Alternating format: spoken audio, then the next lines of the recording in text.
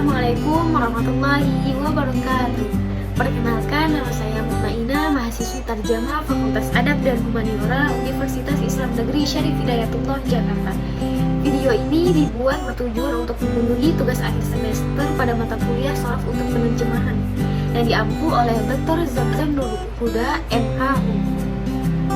Pertama-tama, alhamdulillahirabbil alamin wa bihi nasta'in wa ala umurid dunya waddin wassalatu wassalamu ala asyrofil anbiya'i wal mursalin wa ala alihi wa sahbihi wa sallim, amma ba'du.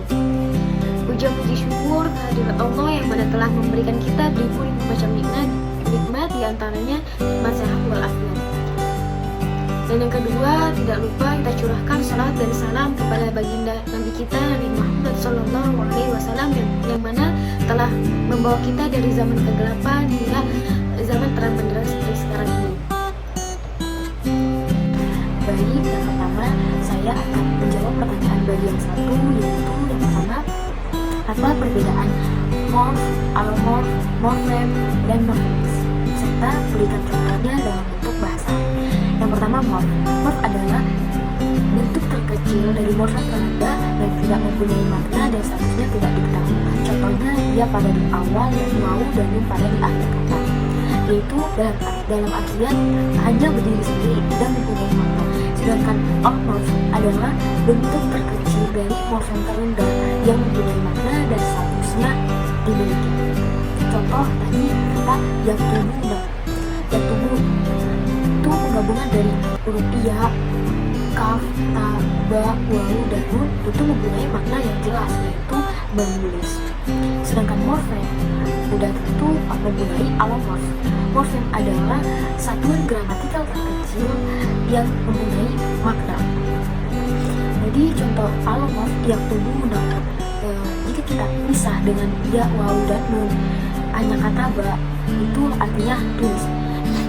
Sedangkan jika kita gabungkan pengertian morfem tadi, morfem itu pasti mempunyai alomorf, yaitu menambahkan kata be pada kalimat kata tulis itu, jadi artinya menulis. Dalam artian di sini adalah mempunyai kata yang tubuh ini sudah mempunyai makna yang jelas, yaitu saya sedang menulis.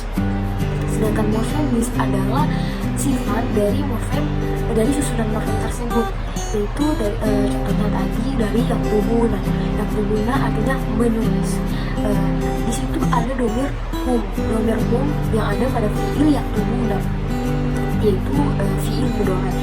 Nah, kata hum di sini merupakan morfemis dari morfem yang tubuh, yaitu sehingga dalam diartikan menjadi mereka sedang menulis.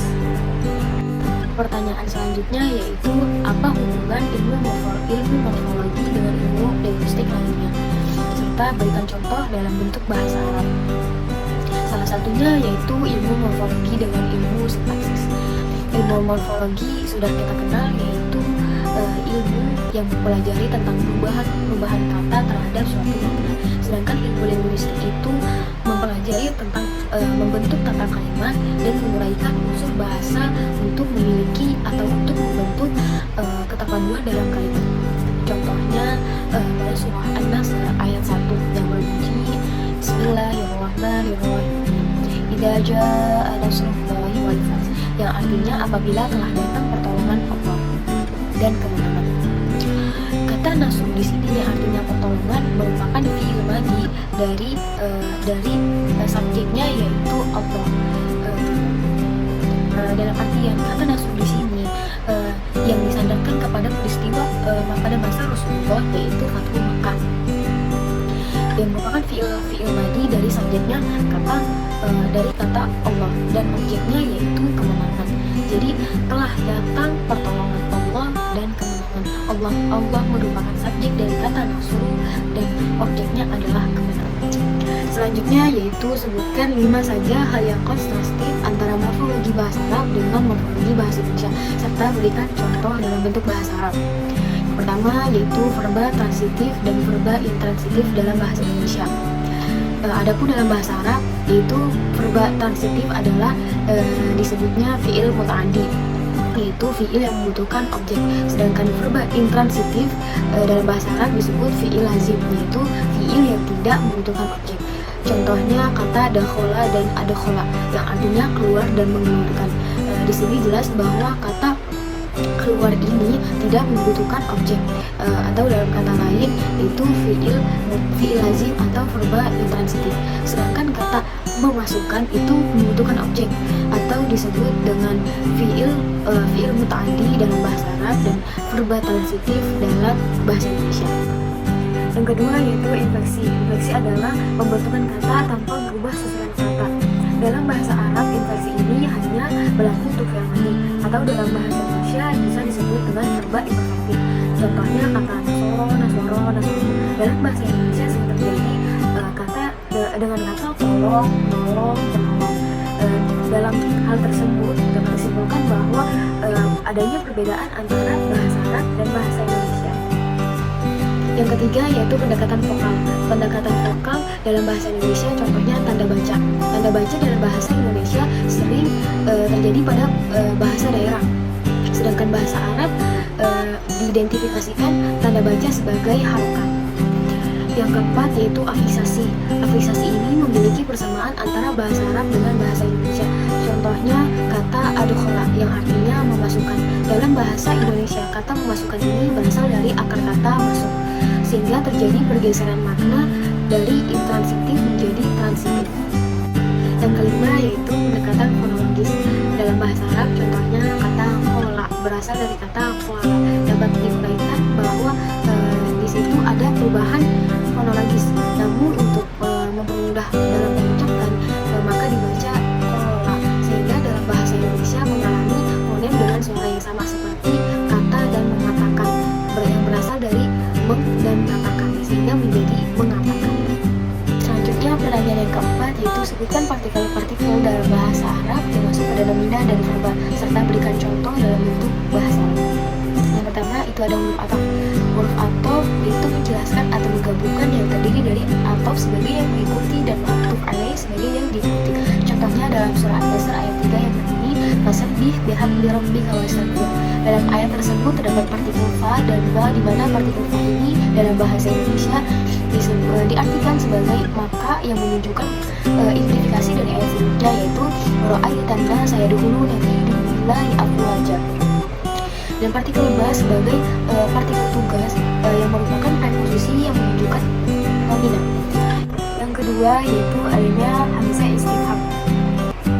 Hamzah istifham ini berfungsi untuk menanyakan sesuatu. Contohnya pada surah An-Nazi'at ayat 27 yang berbunyi a'antum asyaddu khalqan amis sama'u banaha, di mana dalam ayat tersebut terdapat partikel hamzah yang bermakna dalam bahasa Indonesia yang bermakna sebagai apakah, dan implikasinya dari ayat sebelumnya yaitu inna fi dzalika la'ibratan liman yakhshaha.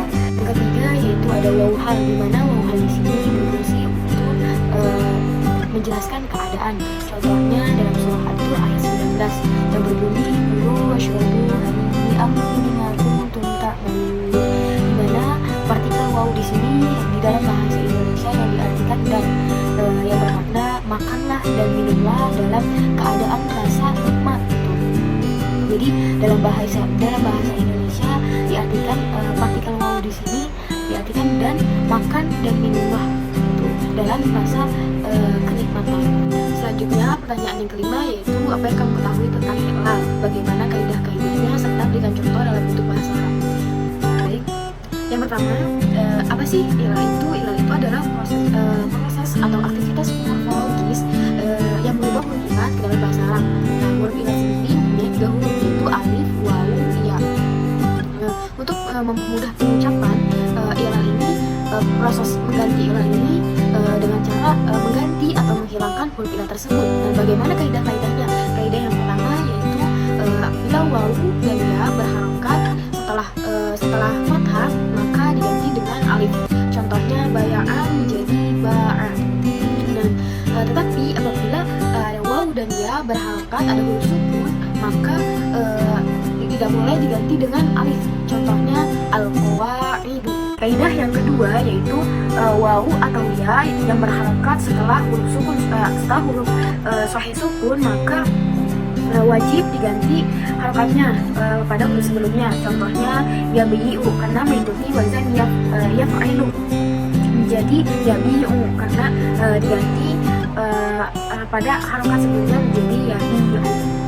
Kaidah yang ketiga, apabila ada huruf yang sama-sama sukun dan salah satunya yaitu ada huruf ilat, maka yang dibuang itu huruf ilatnya. Contohnya ya di harokat kasroh ya sukun, ain sukun, maka menjadi bir karena ya tersebut huruf ilat dan wajib dibuang huruf ilatnya.